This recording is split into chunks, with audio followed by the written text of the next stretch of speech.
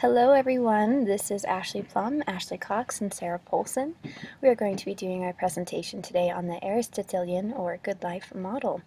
Before we begin, we just want to let you guys know that we have put some questions on our handout that we would like you to keep in mind while you watch our presentation and reflect on after. So without further ado, let us begin. The goal of this model is to help the client attain the good life through promoting both individual freedom and responsibility. The history of this model is that the creators were Gary Ellis and Mark Widmer.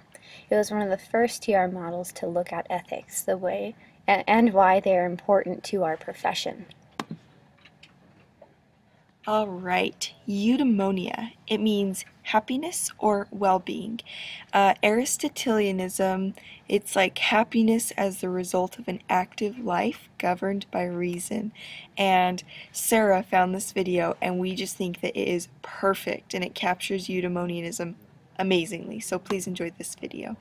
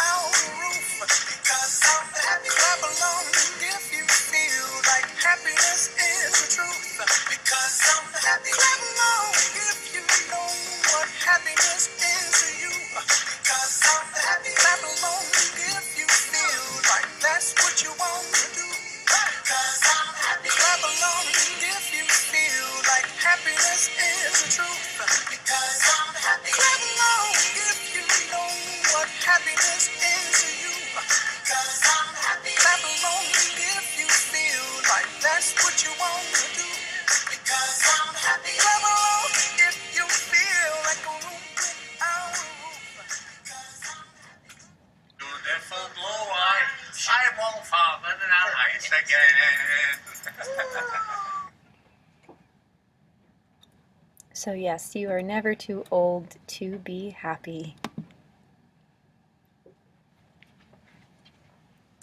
Okay, underlying concepts of this model. Attainment of the good life occurs based on two conditions. First, a person has access to enough wealth to meet their basic needs. Second, society allows personal freedom and rights. There are three principles that lead to the good life. First, ethics of enough. Too much or too little of moral principles can lead to difficulties, and ethics vary between people. Second, real and apparent goods.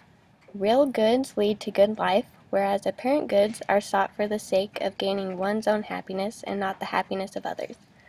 With apparent goods, they seem beneficial for a time, but after a while, they lose their meaning and value. Third, wrong and right desires. Wrong desires include pleasure, money, fame, power, and seeking something for the good of one instead of for the good of others. Right desires are important for reaching eudaimonianism. These desires include art, learning, and creating.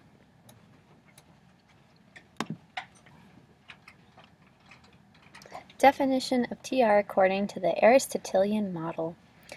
To empower clients to overcome constraints that arise from illness, disability, oppression, wrong desires, challenges, in following the principle of enough, and focus on apparent goods that lack potential to become real goods. All right, and the goal of TR services is to help the client attain happiness or the good life through promoting both individual freedom and responsibility.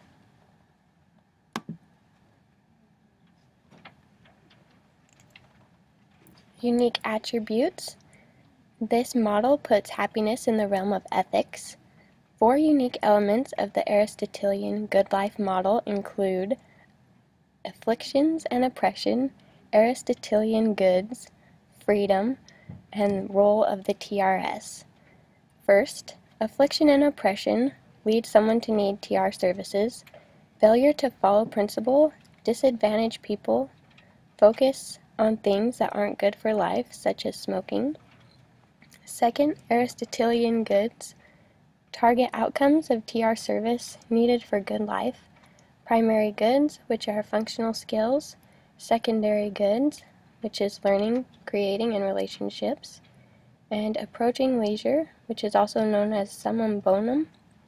Third, freedom and responsibility. Freedom comes through progression of treatment, greater responsibility of self, family, and community.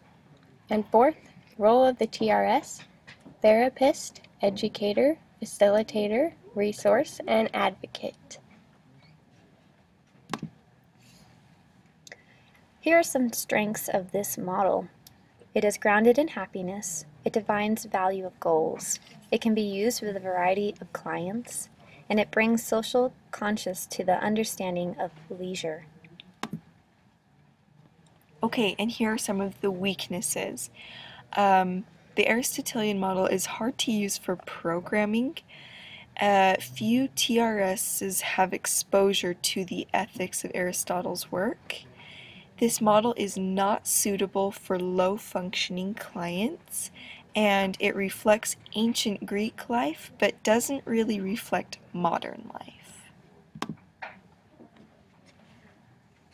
For appropriate population, this model can be used with a variety of clients, but the most appropriate population to use it with would be people who have high cognitive function. 4 major elements of AGL model. The affliction and oppression.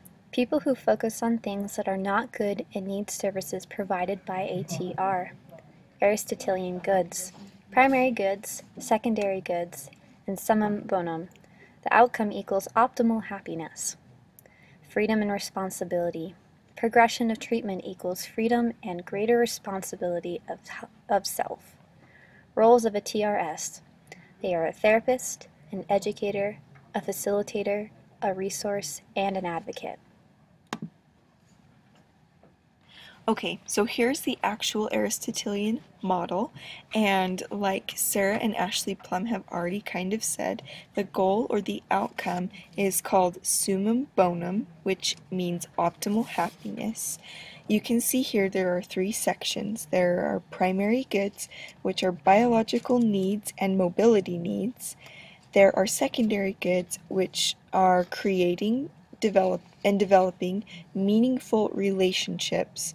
And then the last one, the biggest one, is leisure and intellectual virtues. And you can see along the bottom the role of a therapeutic recreation specialist are a therapist, an educator, a facilitator, a resource, and an advocate. And along the right side is freedom and responsibility.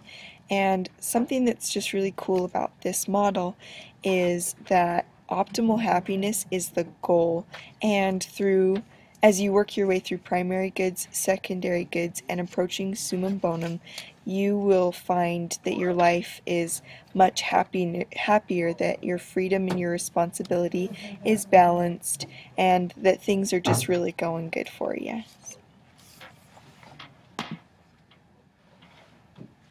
And this is a quote we found we really liked. It's by Aristotle, and it says, "Happiness depends upon ourselves."